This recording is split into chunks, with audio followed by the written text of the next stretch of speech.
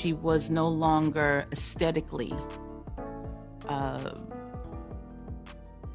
right for the label. Before social media gave everybody a soapbox, and before artists could clap back on Twitter, Vesta Williams was already doing it, with her voice, her mouth, and her entire presence. She was bold, loud, painfully funny, and could sing like her life depended on it. But behind the crazy notes and signature sass was a woman who got chewed up and spit out by an industry that didn't quite know what to do with her. But your voice is so different. I mean, anytime I hear anything with you on it, no, seriously, I mean, no one else sounds like you. Ooh, your hand. This wasn't just another underrated R&B girl story. Vesta should have been everywhere. She had the range, she had the records, she had the face. But while the label polished other acts into safe commercial packages, Vesta was out here dropping emotional bombs, battling image expectations, and calling out shady industry nonsense, sometimes publicly. She fought fat phobia before it had a name. She called out producers, took on managers, and walked away when the deals didn't smell right. And yeah, there were consequences. Sometimes they say, what? Shut up. Shut up. What are you talking about? I'm the producer here. You know what that means? What happens when you speak your mind and you sing better than the label's golden girl? What happens when the music business keeps asking you to tone it down? And what happens when you don't? The talent was undeniable, the truth even messier. Let's talk about Vesta. I'm singing and I guess you could call it performing for captive audiences such as my family members ever since I could talk. When I began speaking, Vesta's music journey kicked off in the studio. At first, she was just there to sing, but it didn't take long for people to realize she could write too. She'd come up with melodies, craft lyrics, and layer her own harmonies. That's how she learned the ropes of recording. Eventually, she had enough and packed her bags for California to stay with her mom and sisters.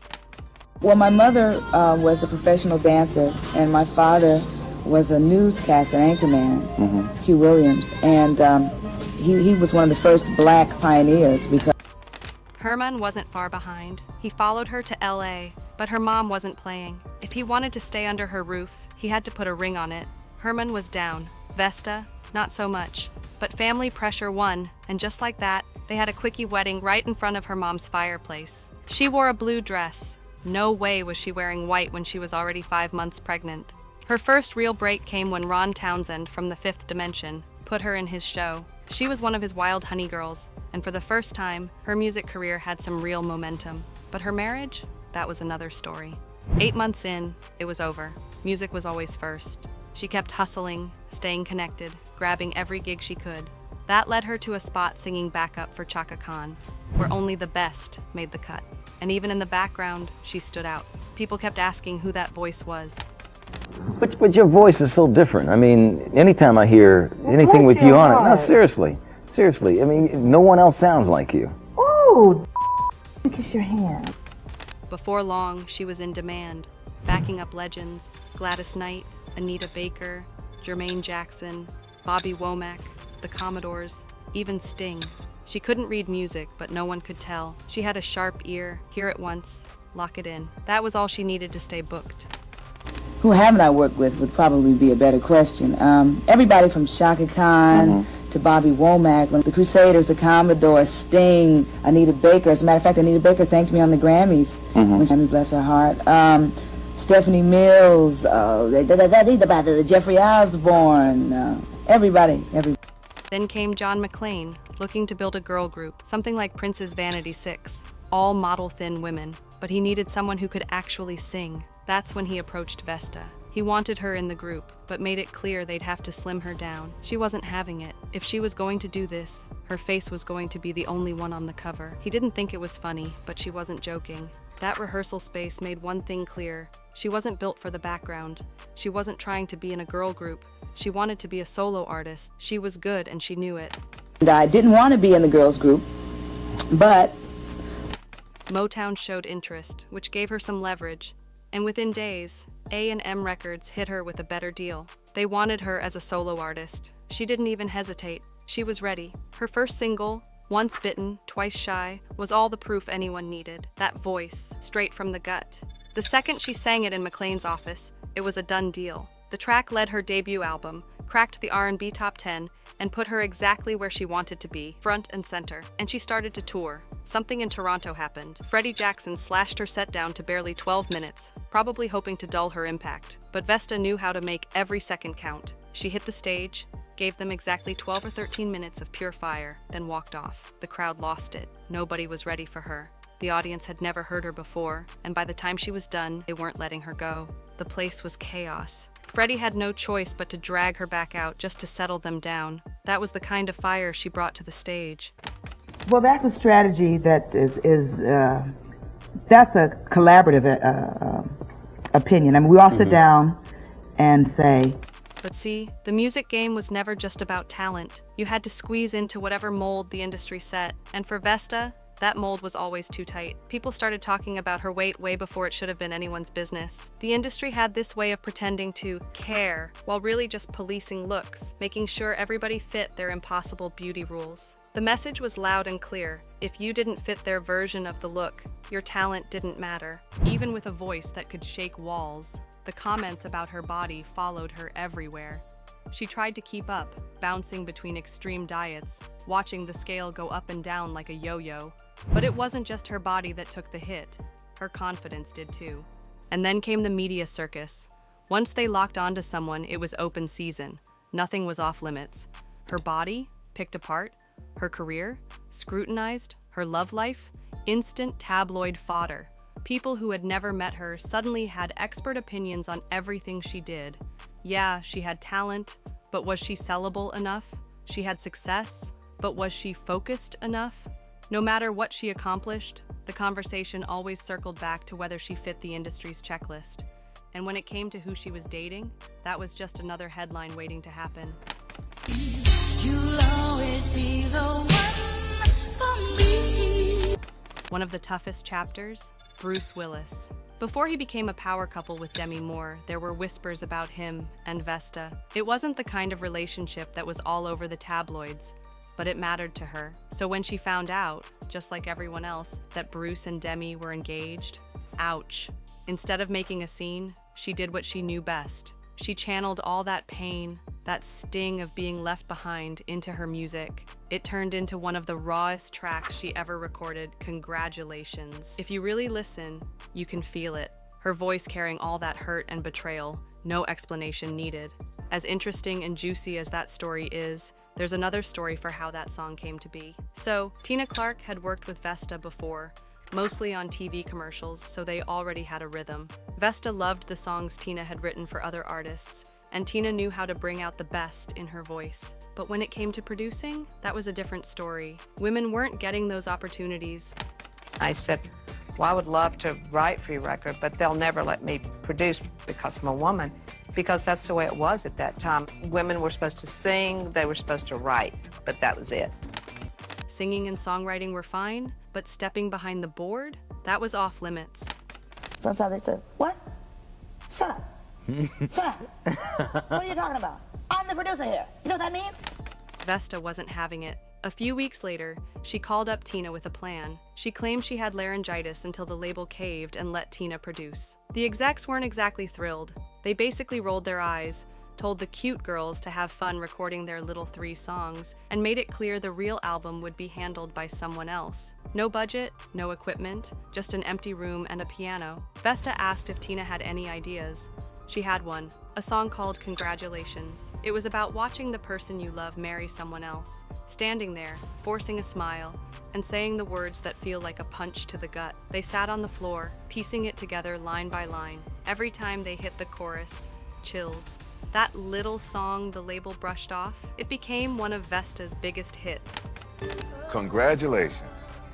Vesta's biggest hit, the house rocker. She would bring down the joint when she sang Congratulations. In our own little corner of the world, we made history with that record. The constant pressure from the industry, always being under the microscope, and the need to constantly prove herself, it took a toll. Like a lot of artists, she turned to some unhealthy ways to cope. She never made it obvious, never let the world see how hard things were. But the people close to her saw it. They noticed the burnout, the silent fights, the way the very industry that made her famous also slowly ate away at her peace of mind. If there was anything that gave her peace, it was the friendships she built with other artists who got it. People like Whitney Houston, who were also dealing with their own fame struggles, weren't just colleagues, they became lifelines. They understood what it felt like to be adored for your talent, but torn apart for pretty much everything else. The new Vesta for You LP has been doing really well. I'm shocked, but I'm happy about it, you know?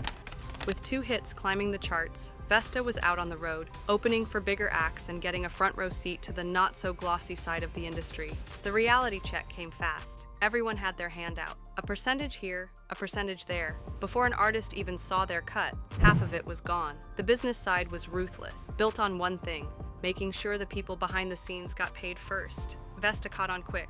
She was on her own. Managers weren't looking out for her, just their own pockets, and every dollar she made seemed to vanish before she could touch it. The reality check hit hard on tour. She was footing the bill for everything, her own bus, all the expenses, but when she needed something as basic as pantyhose, suddenly there was no money for it. Imagine that, paying for an entire operation but couldn't even get a pair of tights. And just like that, Vesta was making enemies without even trying. She wasn't playing it safe as an opener. She was stealing the show. Headliners weren't thrilled about that. She hit the stage, no holding back, and left the crowd fired up before the main act even got a chance. That kind of energy, especially if the headliner's set was all slow jams. A&M's pop division couldn't have been less interested in pushing Vesta to a bigger audience. They didn't fight for her, didn't even pretend to care. Instead, they funneled the money that could have gone to her straight into another artist. She saw it for what it was: unfair, frustrating, and completely out of her control. At one point, someone at the label straight up said they weren't in the Vesta business at the moment. That was their final answer. She knew if her records had gotten the right push back then, her career would have looked a lot different. People wouldn't be talking about her like she was some hidden gem. They'd just know her. Being left in the dust like that stung. The momentum she'd built up felt like it just stopped. She wasn't a priority anymore, and she could feel it. To make things worse, her personal life wasn't exactly thriving either. Music was her escape, but once the shows were over and the crowds were gone, she was back in an empty house, waiting for her moment while watching others get theirs. That frustration weighed on her, literally. 2 years on tour meant late-night diner runs, fast food, and long hours sitting on a bus. The weight crept up, and by the time she filmed Sweet, Sweet Love, it was clear she wasn't just battling industry politics. She was struggling behind the scenes too.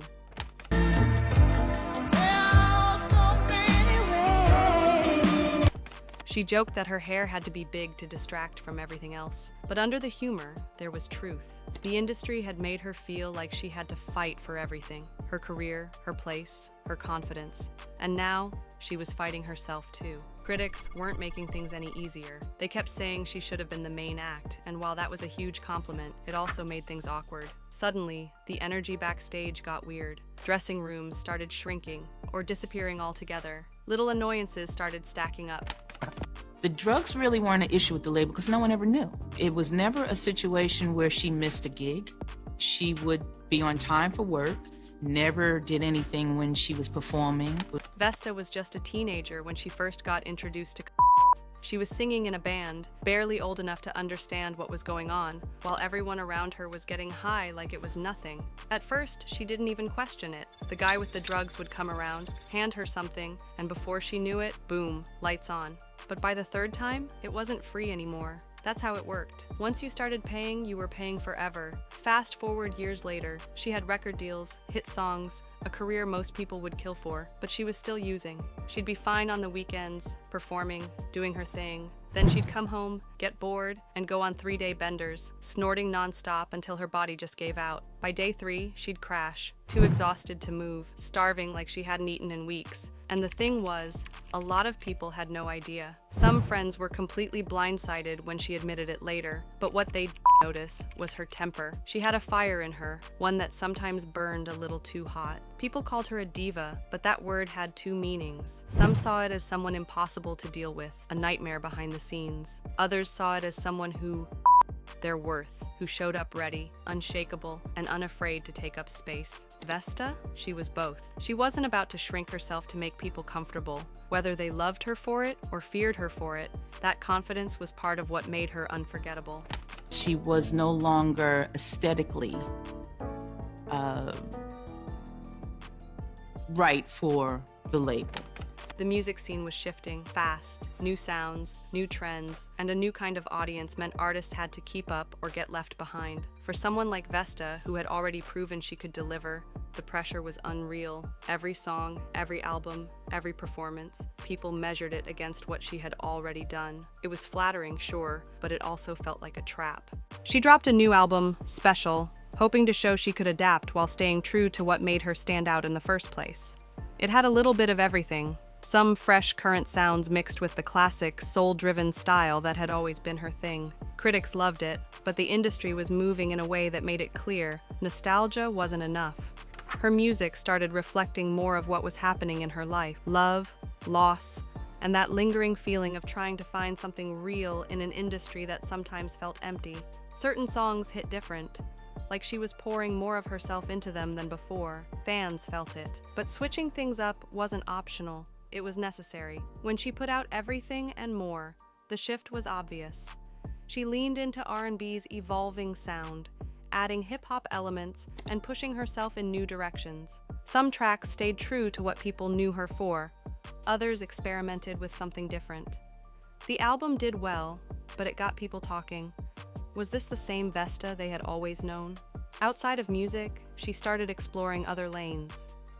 Acting gave her a break from constantly being Vesta, the singer. She stepped into different roles, playing different people, which maybe felt like a relief from the constant expectations of the industry. It wasn't a complete escape, but for a moment, it let her exist outside of what everyone expected her to be.